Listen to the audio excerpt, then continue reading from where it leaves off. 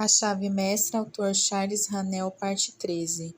A ciência física é responsável pela época maravilhosa de invenção na qual agora vivemos. Porém, também a ciência espiritual está agora orientada para uma corrida cujas possibilidades ninguém pode predizer. Viemos a saber que o pensamento é um processo espiritual, que a visão e a imaginação precederão a ação e o acontecimento, e que já chegou o dia do sonhador. As linhas seguintes do Sr. Herberto Kaufmann são interessantes em relação a isso. Eles são os arquitetos da grandeza, sua visão jaz dentro das suas almas, perscrutam além dos véus e da névoa da dúvida e transpassam as paredes do tempo vindouro. O pneu, a estrada de ferro e o torno mecânico são vai e vem no tear no qual se tecem as suas mágicas tapeçarias. Criadores de impérios, eles lutaram por coisas maiores do que as coroas e os marcos mais elevados que os seus tronos. Suas moradas foram levantadas sobre a terra que um sonhador encontrou. Os quadros em suas paredes são visões da alma de um sonhador. Eles são os poucos escolhidos, os pioneiros do caminho. As paredes se desmoronam, os impérios caem, a onda da maré varre e rompe as rochas da fortaleza. As nações corrompidas caem do galho do tempo, e somente as coisas feitas pelo sonhador é que permanecem. A parte 13 a seguir diz por que os sonhos do sonhador se realizam, explica a lei da causalidade pela qual os sonhadores, inventores, autores e financistas produzem a realização dos seus desejos. Explica a lei pela qual o imaginado em nossa mente finalmente pode chegar a ser nosso. Parte 13. Tem sido tendência e como poderia ser provado uma necessidade para a ciência buscar a explicação dos fatos cotidianos em priorizando outros quais são menos frequentes e formam a exceção. Desta forma, a erupção do vulcão manifesta o calor que está continuamente trabalhando no interior da Terra e ao qual esta última deve muito da sua configuração. Dessa forma, o raio revela uma energia sutil, constantemente produzida em mudanças no mundo inorgânico, com as línguas mortas agora raramente ouvidas. Quando houve um tempo em que predominaram entre as nações, assim também um dente de gigante na Sibéria, ou um fóssil nas profundidades na Terra. Não somente pontuam o registro de evolução de épocas passadas, como também com isso nos explica a origem das colinas e dos vales que hoje habitamos. Desta forma, uma priorização dos fatos que são raros, estranhos ou formam uma exceção tem sido a agulha magnética que orienta todos os descobrimentos da ciência indutiva. Esses métodos estão fundamentados sobre a razão e a experiência, em consequência, destroem superstições precedentes e convencionais. Faz quase 13 anos desde que Lord Bacon recomendou este método de estudo, o qual as nações civilizadas devem em grande parte da sua prosperidade e a parte mais valiosa do seu conhecimento, purgando a mente de instâncias limitadas, denominadas teorias, mais efetivamente do que o sutilíssimo esforço, chamando a atenção de homens desde o céu até a terra mais vitoriosamente através de surpreendentes experimentos do que pela demonstração forçada da sua ignorância, educando as faculdades inventivas mais potentemente pela prospecção de descobrimentos úteis e abertos a todos, do que pelo discurso, trazendo à luz as leis naturais da nossa mente. O método de Bacon tomou o espírito e propósito dos grandes filósofos da Grécia e levou a cabo com os novos meios de observação que outra época ofereceu, revelando assim gradualmente um campo maravilhoso de conhecimento no espaço infinito da astronomia, no microscópio, da embriologia e a sutil época da geologia. revelando uma ordem de impulso que a lógica de Aristóteles nunca pôde ter descoberto, e analisando em elementos anteriormente desconhecidos combinações de materiais que nenhuma dialética de acadêmicos poderia separar.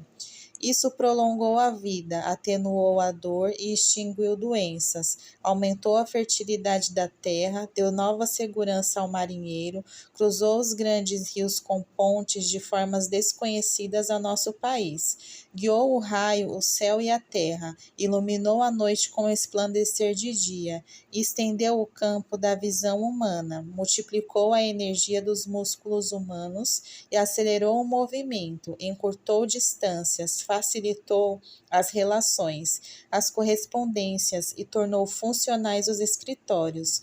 O estudo e as invenções permitiu aos homens descer nas profundezas do mar e penetrar com segurança fendas mais perigosas da terra.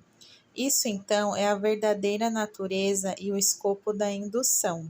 Porém, quanto maior o sucesso que os homens conseguiram na ciência indutiva, quanto mais completo o teor do seu ensino e do seu exemplo, isso nos convence da necessidade da observação cuidadosa, paciente e acurada, com todos os instrumentos e recursos que estejam ao nosso alcance, para averiguar o comportamento da luz delineada pela máquina elétrica sob circunstâncias variadas, que bom seria se pudéssemos estar inspirados por Franklin para dirigir, em forma de papagaio, a pergunta nuvem sobre a natureza do relâmpago, para estarmos seguros do modo como caem os corpos com a exatidão de Galileu.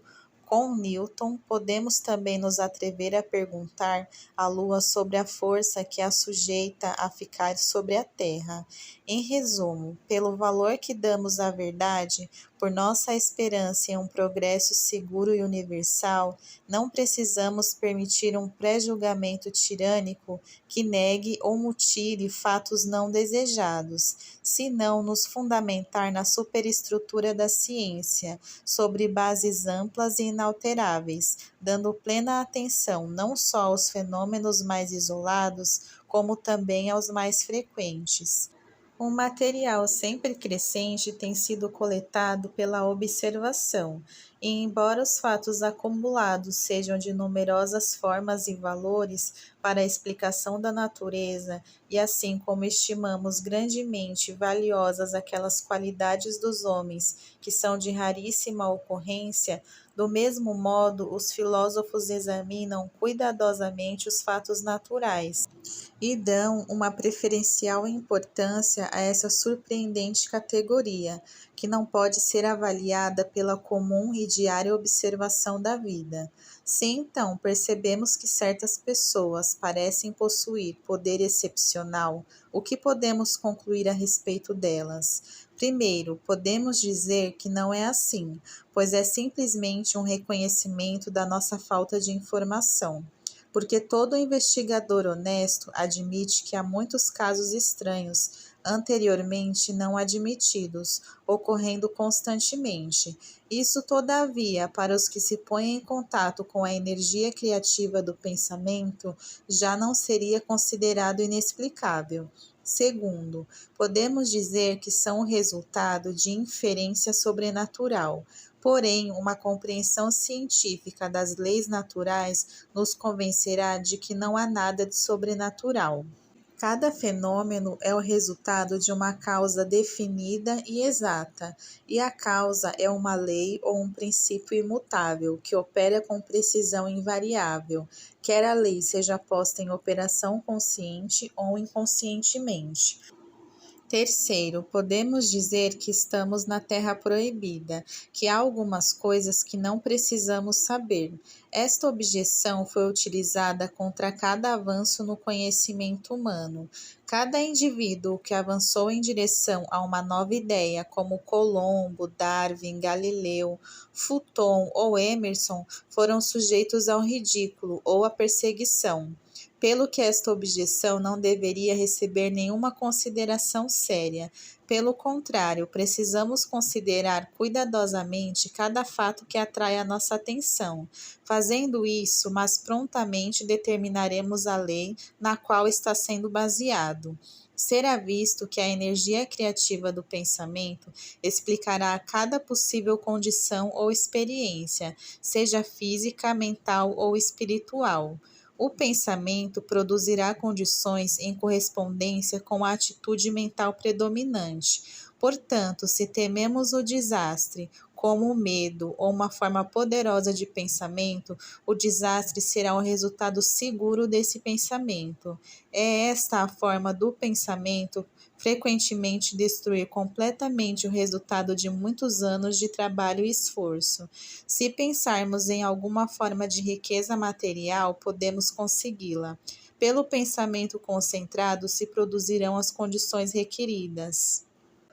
Se você colocar o esforço apropriado, terá como resultado produzir as circunstâncias necessárias para realizar os seus desejos. Porém, perceba muitas vezes que quando você consegue as coisas que pensava ou desejava, elas não têm o efeito que você esperava. Isto é, a satisfação é somente temporal, ou possivelmente o contrário do que esperávamos.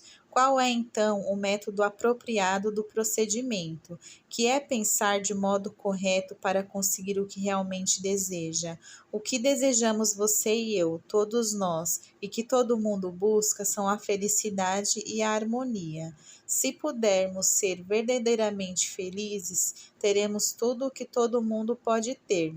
Se formos felizes, nós mesmos podemos fazer felizes aos outros. Porém, não podemos ser felizes a menos que tenhamos saúde, força, amigos agradáveis, um ambiente prazeroso e provisão suficiente, não somente para cuidar das nossas necessidades, mas também para nos dar comodidades e luxos aos quais temos direito. No antigo modo ortodoxo de pensamento, era ser um verme, para estar satisfeito com a nossa porção, qualquer que esta fosse. Porém, na ideia moderna é saber que temos direito ao melhor de tudo, que o Pai e eu somos um, e que o Pai é a mente universal, o Criador e a substância original da qual precedem todas as coisas. Agora, admitindo que tudo isso é teoricamente verdadeiro e foi ensinado a nós há mais de 2000 anos, é a essência de cada sistema de filosofia e religião. Como tornar isso prático em nossas vidas? Como faremos agora para conseguir os resultados tangíveis e reais, aqui e agora? Em primeiro lugar, precisamos pôr o nosso conhecimento em prática. Nada se pode alcançar de um outro modo. O atleta pode ler livros e lições sobre treinamento físico a vida toda, porém, a menos que ele comece a gerar a força com o trabalho real, nunca receberá qualquer força. Ele finalmente obterá exatamente o que dá, porém terá que dá-lo primeiro. É exatamente o mesmo conosco, obteremos exatamente o que damos, porém teremos que dar primeiro.